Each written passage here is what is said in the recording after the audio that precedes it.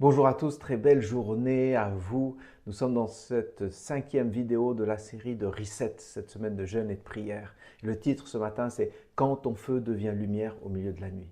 Et le passage que je vais lire, c'est Actes au chapitre 1, verset 8, où Jésus dit « Vous recevrez une puissance, le Saint-Esprit survenant sur vous, et vous serez mes témoins ». Depuis le début de Reset, on parle beaucoup de ton cœur, de ton feu, de ta fatigue, de tes braises, et c'est essentiel. Mais il y a une chose que Jésus rappelle avec force.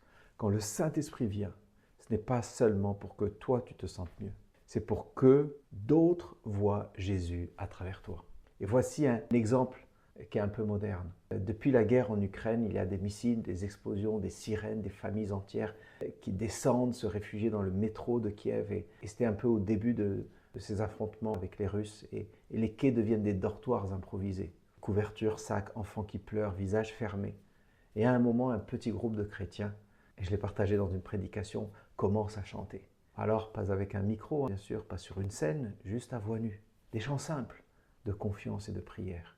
Et on voit sur certaines vidéos qui ont été partagées des gens qui essuyaient leurs larmes, qui fermaient les yeux pour un instant.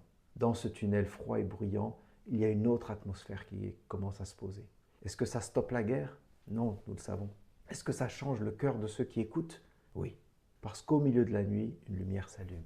Jésus dit, aussi dans ces circonstances-là, vous recevrez une puissance et vous serez mes témoins. Et être témoin, ce n'est pas seulement et pas forcément prêcher avec un micro. C'est laisser le feu que tu as reçu éclairer là où tu es.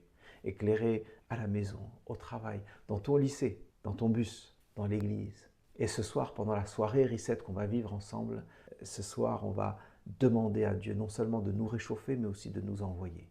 Alors, posons-nous la question, qui est très simple. Si Dieu rallume vraiment quelque chose en moi, qui a besoin de ce feu autour de moi? Peut-être un collègue déprimé, un voisin isolé, un membre de ta famille, un ami en galère? Alors demande au Saint-Esprit.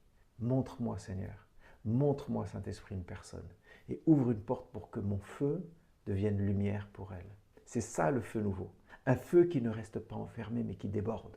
J'aimerais vous dire, excellente soirée. Ce soir, on va vraiment vivre un temps extraordinaire dans la présence de Jésus avec le Saint-Esprit.